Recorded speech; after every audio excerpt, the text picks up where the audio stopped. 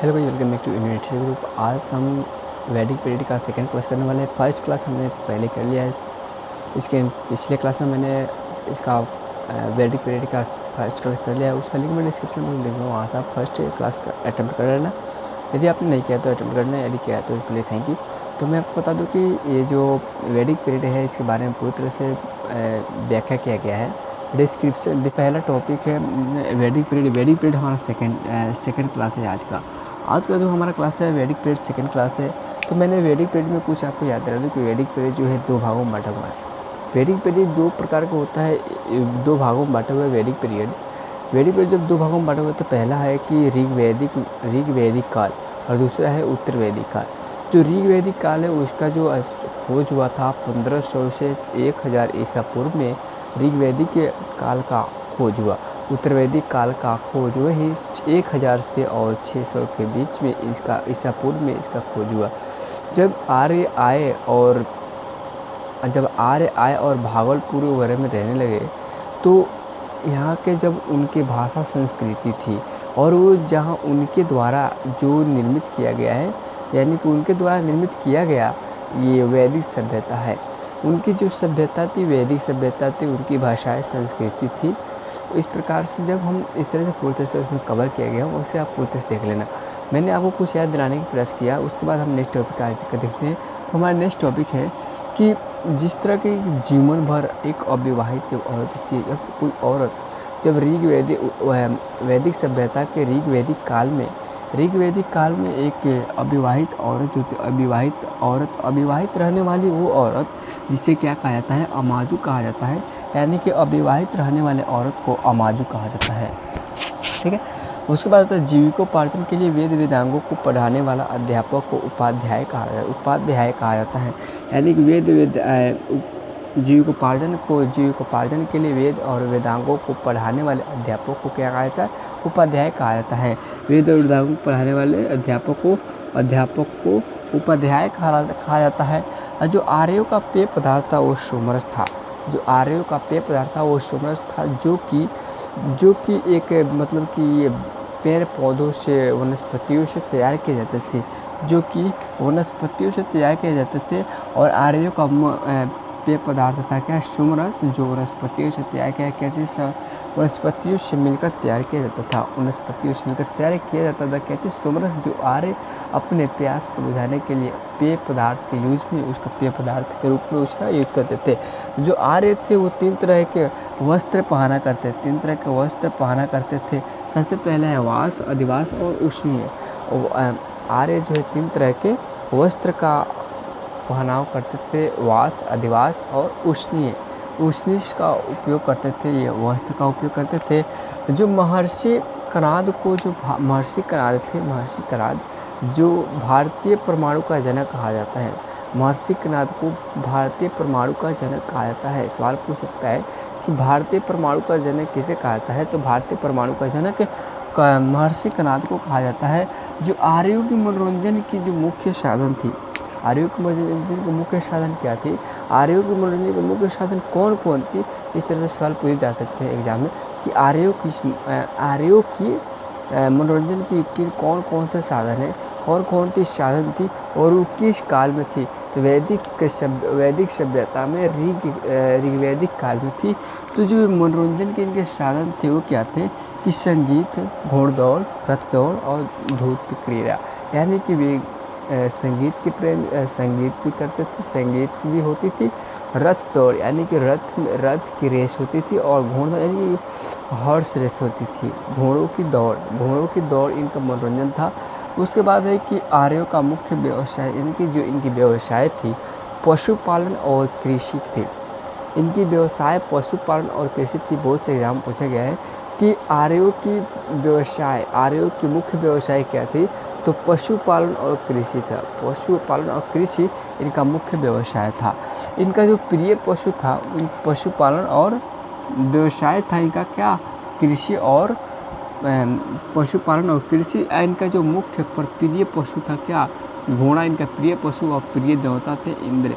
इनके प्रिय पशु यानी कि जो आर्य होते थे, आर्यों की प्रिय पशु घोड़ा और घोड़ा और इनके प्रिय देवता इंद्र हुआ करते थे। उसके बाद है कि आर्यों के द्वारा खोजी गई जो आर्य थे उस वक्त में सबसे पहले आर्यों द्वारा जो खोजी गई धातु थी वो लोहा थी, जिसे श्याम ऐसे कहा जाता है। जिसे लोहा थी यानी कि आर्यों द्वारा खोजा गया पहला धातु लोहा थी, जिसे श्याम यश के नाम से प्रचलित है। श्याम यश के नाम करण किया जाता है।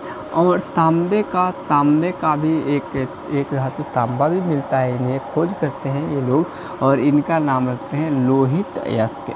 लोहित यस्क इसका नाम रखता है, यानी कि तांबे का जिससे कहा जाता है लोहित यस्क और लोहे को कहा जाता है श्याम यस्क कहा जाता है, जो कि एक आर्य द्वारा खोजा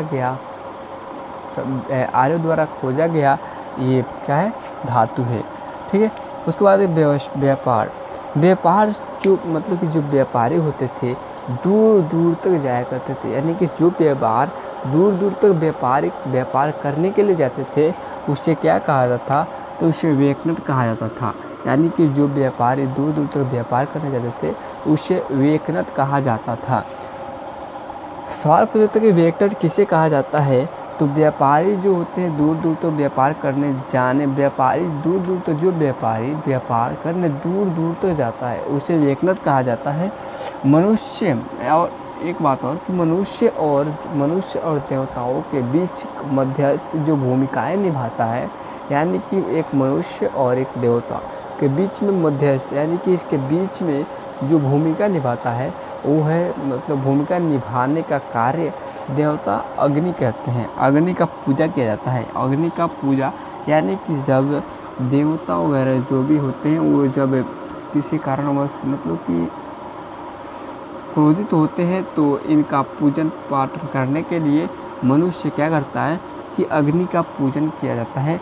तो यही बताता है कि मनुष्य एवं देवताओं के बीच मध्यस्थ भूमिका निभाने का कार्य देवता अग्नि की पूजा की जाती है। अग्नि की पूजा की जाती है जिससे कि देवता वगैरह प्रसन्न हो जाते हैं। ठीक है। उसके बाद ऋग्वैदिक में उल्लेखित सभी नदियों में और ऋग्वैदिक में जितने भी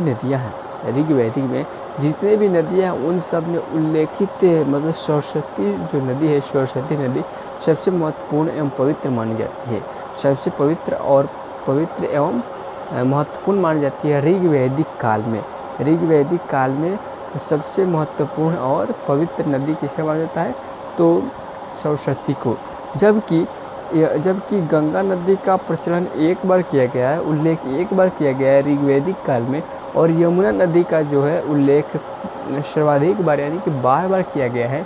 लेकिन इस स्थिति में भी सरस्वती नदी जो है सबसे महत्वपूर्ण और पवित्र मानी जाती है। ठीक है। सबसे पवित्र सरस्वती नदी जो है सबसे पवित्र और महत्वपूर्ण मानी जाती है, सबसे पवित्र और महत्वपूर्ण मानी जाती है। जबकि जो ऋग्वेद में जो गंगा नदी है उसका उल्लेख एक बार और यमुना का उल्लेख सर्वाधिक बार किया जाता है। फिर भी जो सरस्वती सरस्वती जो नदियों हैं वो सबसे पवित्र एवं महत्वपूर्ण मानी जाती है। अब आते हैं उत्तर वैदिक में जो इंद्र के स्थान पर उत्तर वैदिक काल में इंद्र का स्थान पर प्रजापति सर्वाधिक प्रिय देवता रहे। यानी कि सबसे मतलब कि आर्यों के जब आर्य थे, आर्यों की सबसे प्रमुख मतलब महत्वपूर्ण और प्रिय देवता इंद्र थे। जब इंद्र के स्थान पर प्रजापति आए तो इन्हीं की तरह इन्हें भी प्यार मिला और इन्हें भी एक महत्वपूर्ण भूमिका निभाने का मौका मिला और इन्हें भी यानी कि प्रजापति उत्तर वैदिक काल में उत्तर वैदिक काल में जो है इंद्र के स्थान पर प्रजापति का भी सर्वाधिक प्रिय देवता रहे हैं। यानी कि ये भी एक मतलब कि आर्यों के लिए सर्वाधिक प्रिय देवता रहे हैं। ठीक है। विष्णु के 3 पगों का उल्लेख भी उत्तर वैदिक काल में है। यानी कि सवाल पूछा जा सकता है कि उत्तर वैदिक किस काल में विष्णु के 3 पगों का कल्पना का उल्लेख है, तो उत्तर वैदिक काल में विष्णु के 3 पगों की कल्पना का विकास का उत्तर वैदिक काल में ही किया गया है। उसके बाद है कि उत्तर वैदिक काल में राजा के राज्याभिषेक के लिए यानी कि जब उत्तर वैदिक काल में राजा के राज्य अभिषेक किया जाता है, उन्हें मुकुट का धारण कराया जाता है, मुकुट चढ़ाया जाता है उनके सर पे, तो उस वक्त जब उत्तर वैदिक काल में राजा के राज्य अभिषेक के लिए क्या किया जाता था, तो कौन सा यज्ञ का आरंभ किया जाता था? राजसूय यज्ञ का आरंभ किया जाता था।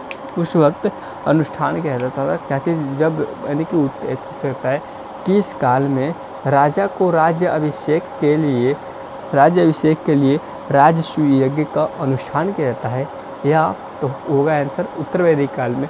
सवाल ऐसा भी घुमाकर पूछ सकता है, उत्तर वैदिक काल में राज्य एवं राजा के राज्य अभिषेक के लिए किस यज्ञ का प्रारंभ किया जाता है, किस यज्ञ को अनुष्ठान किया जाता है, तो हम बोल सकते हैं राजसूय यज्ञ का अनुष्ठान किया जाता है। उसके बाद नेक्स्ट है कि उत्तर वैदिक काल में हल को शीरा, यानी कि जो हल होता है जिस तरह से खेती वगैरह की जाती है, उस हल को क्या बोला जाता है, यानी कि उत्तर वैदिक काल में उसे शीरा बोला जाता है। हल को शीरा बोला जाता है, हल को शीरा बोला जाता है। और हल की जो रेखाएं होती हैं उन्हें सीता बोला जाता है, सीता कहा जाता था। उत्तर वैदिक काल में हल को शीरा और हल की रेखा को सीता कहा जाता था। हल की रेखा को सीता कब कहा जाता था? उत्तर वैदिक काल में। और शीरा के कब कहा जाता था? तो शीरा किसे कहा जाता? हल को शीरा और सीता किसे? हल की रेखा को सीता उत्तर वैदिक काल में कहा जाता था। इस काल में जो मनुष्य के वर्ग जो थे, उत्तर वैदिक काल में जो मनुष्य की जातियाँ थी, वर्ग थी, उनकी व्यवसाय के आधार पर नहीं की जाती थी, बल्कि इनकी जो जन्मभूमि, इनकी जो जातियाँ थी, इनके आधार पर इनका वर्ग का विभाजन हुआ करता था उत्तर वैदिक काल में। ठीक है। उसके बाद एक श्राद्ध की प्रथा जो थी, सबसे पहले पहल दत्तात्रेय के पुत्र नेमि ने किया था। सबसे पहले किसने किया था? श्राद्ध का प्रथा शुरू किसने किया था? तो श्राद्ध का प्रथा जो था पहल दत्तात्रेय के पुत्र क्या किया था? नेमि ने किया था। जो नेमि था सबसे पहले श्राद्ध की प्रथा का प्रारंभ किया, और इन्हीं के शुरुआत से, इन्हीं के यहाँ से और इन्हीं के कारण श्राद्ध की प्रथाएं प्रचलन हुई और अभी तक चल रही है। ठीक है। उत्तर वैदिक काल में जो है कौशाम्बी नगर जो उत्तर प्रदेश में पड़ती है, जो राज्य उत्तर प्रदेश में पड़ती है कौशाम्बी नगर कहाँ पड़ती है? उत्तर प्रदेश में पड़ती है। जो कि सबसे पहले यहाँ पर जो है उत्तर प्रदेश में जो कौशाम्बी नगर पड़ती है, यहाँ पर सबसे पहले ईंटों का प्रयोग मिला, यानी कि ईंटों का प्रयोग करके किसी प्रकार का किला बनाया गया। और वहाँ से इस प्रकार का साक्ष्य मिलता है कि ईंटों का प्रयोग सबसे पहले, यानी कि ईंटों का प्रयोग घर बनाने में, जिस चीज़ में भी प्रयोग सबसे पहले मिलता है कहाँ मिलता है? कौशाम्बी नगर में जो उत्तर प्रदेश में पड़ता है। जो महाकाव्य होते हैं, महाकाव्य विशेष रूप से दो प्रकार के होते हैं। सबसे पहला होता है कि महाभारत, और दूसरा होता है रामायण। महाभारत जो होता है इसका पुराना नाम होता है जैन संहिता, यानी कि महाभारत जो पुस्तक है इसका पुराना नाम है जैन संहिता, और इसका लेखक है वेद व्यास। इसका राइटर है वेद व्यास। इन्हें वेद व्यास, यानी कि जो महाभारत है वेद व्यास के द्वारा लिखा जाता है। वहीं जो दूसरा है हमारा, यानी कि महाकाव्य जो है, दूसरा महाकाव्य रामायण है, जिसका राइटर है वाल्मीकि जी, यानी कि वाल्मीकि जी जो है इसके राइटर हैं, और इसका राइटर है वाल्मीकि जी, रामायण का वाल्मीकि जी। और वैदिक कालीन देवताएं, यानी कि ऋग्वैदिक काल में देवताएं का किस देवता का कौन सा वर्ग था, किस देवता का कौन सा कार्य सौंपा गया था, उस कार्य के बारे में हम आज चर्चा करेंगे। तो आज हमारे साथ आज तक बन रही है और देखते रहिए इंडियन स्टडी ग्रुप। और अच्छा लगे तो लाइक कीजिए, अपने दोस्तों को शेयर कीजिए, और चैनल को सब्सक्राइब करके और बेल आइकन दबा दीजिए, ताकि इस तरह के जितने भी स्टडीज़ से वीडियोज हैं तो आपके पास सबसे पहले पहुँच सके। तो मैं आपको बता दूँ कि यहाँ पर जो है ऋग्वैदिक कालीन देवता है, यानी कि ऋग्वैदिक काल जो है, इस काल में जो देवताएं थे इनका वर्ग क्या था, इनका किससे क्या संबंध था। तो जो इंद्र थे, इंद्र जो देवता थे, इंद्र देवता, इनका संबंध क्या था कि ये जो थे युद्ध का नेता और वर्षा का देवता थे। इंद्र युद्ध का नेता और वर्षा का देवता थे। वर्षा का देवता और युद्ध का नेता कौन था? इंद्र थे। थे युद्ध का नेता और वर्षा का देवता थे। अग्नि जो था, अग्नि देवता जो थे वो कौन थे? तो मनुष्य और देवताओं के बीच का मध्यस्थ थे। मनुष्य और देवताओं के बीच का मध्यस्थ थे, यानी कि बीच की भूमिका निभाने वाले थे। ठीक है। उसके बाद है वरुण जो पृथ्वी एवं सूर्य का निर्माता और समुद्र के देवता, विश्व के नियामक, शासन, सत्य का प्रतीक एवं ऋतु परिवर्तन दिन करता। ठीक है। इस तरह से जो है वरुण जो है पृथ्वी एवं सूर्य का निर्माण करता है, निर्माण समुद्र की देवता है, विश्व के नियामक एवं शासक है और सत्य के प्रतीक है। ठीक है। उसके बाद घौ जो है आकाश का देवता कौन है? घौ। आकाश का देवता कौन है? घौ। उसके बाद सोम कैसे कहते हैं? वनस्पति। जो सोम होते हैं, देवता सोम वो वनस्पति के देवता होते हैं, जंगल झाड़ियों का देवता होते थे वनस्पति। उषा जो है प्रगति एवं उत्थान का देवता है। प्रगति यानी कि उषा जो है आगे बढ़ने वाले प्रगति कराने वाले देवता थे, यानी प्रगति एवं उत्थान देवता माने जाते हैं उषा। उसके बाद अश्विन जो है विपत्ति को हरने वाला, दुख को हरने वाला देवता कौन है? अश्विन जो है विपत्ति को हरने वाला देवता माना जाता है। ठीक है। विष्णु जो है विश्व के संरक्षक एवं पालन करता है। विष्णु विश्व के संरक्षण एवं पालन करता है। विश्व के संरक्षण एवं पालन करता है। मरुत जो है आंधी एवं तूफान का देवता। कौन है? मरुत जो है आंधी एवं तूफान का देवता है। इस तरह से हम टॉपिक है हमारा प्रमुख एवं प्रवर्तक। प्रमुख दर्शन एवं प्रवर्तक हमारा एक नेक्स्ट टॉपिक है, प्रमुख दर्शन एवं प्रवर्तक। नेक्स्ट टॉपिक है प्रमुख दर्शन एवं प्रवर्तक, यानी कि जो प्रमुख है, जो टॉपिक है, यानी कि जो मतलब कि जो आचरण वगैरह स्थिति वगैरह परिवर्तन किया गया है, उसका जो है प्रवर्तक कौन है, निर्माणकर्ता कौन है, उसका संचालन कौन है। तो चार्वक जो है, चार्वक का संचालन प्रवर्तक कौन है? चार्वक ऐसे याद करेंगे, चार्वक का प्रवर्तक है चार्वक। युग जो है पतंजलि जो है यज्ञ कराते हैं और यज्ञ संस्थाएं भी खोले हैं। तो ऐसे याद कर सकते हैं कि पतंजलि योग्य है, यानी कि योग्य जो पतंजलि योग्य है यूज के लिए, ऐसे याद करें पतंजलि योग्य है। ठीक है। पतंजलि योग्य है। संख्या कपिल, यानी कि अब हम संख्या कपिल हम याद कैसे करेंगे कि कपिल शर्मा जो संख्याएं बोलते हैं, संख्या में बैठाते हैं, संख्या के अकॉर्डिंग बैठाते हैं। कौन? तो कपिल कौन बैठा? कैसे बोला? कपिल, यानी कि संख्या में बैठाते हैं। संख्या का प्रवर्तक कौन है? कपिल। संख्या का प्रवर्तक है कपिल। न्याय का प्रवर्तक कौन है? गौतम बुद्ध। ऐसे कर सकते हैं कि जब गौतम बुद्ध थे तो वो न्याय करते थे, तो न्याय का प्रवर्तक कौन है? गौतम बुद्ध, यानी कि गौतम बुद्ध का जब हमारे चित्र हमारे माइंड में आता है तो हम याद हो जाएगा कि गौतम बुद्ध जो है एक न्याय करने वाले, न्याय का प्रवर्तक है। ठीक है। उसके बाद पूर्व मीमांसा का कौन सा प्रवर्तक कौन है? जैमिनी। पूर्व मीमांसा का प्रवर्तक है जैमिनी। पूर्व मीमांसा का प्रवर्तक है जैमिनी। पूर्व मीमांसा का प्रवर्तक कौन है? जैमिनी। और उत्तर मीमांसा का है बद्रायन। उत्तर मीमांसा बद्रायन चला गया। उत्तर मीमांसा का प्रवर्तक है बद्रायन। हम ऐसा कि उत्तर मीमांसा बद्रायन चला गया। उत्तर मीमांसा का प्रवर्तक है बद्रायन। वैशेषक का है कर्नाद या उलूक।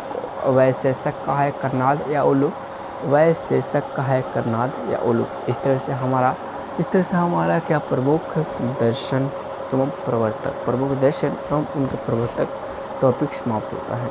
अब हम मिलेंगे नेक्स्ट क्लास, जो भी बाकी रहता है वो हम नेक्स्ट क्लास में कवर करेंगे। जब तक के लिए चलते हैं, मिलेंगे नेक्स्ट एपिसोड में, जब तक के लिए चलेंगे। जय हिंद।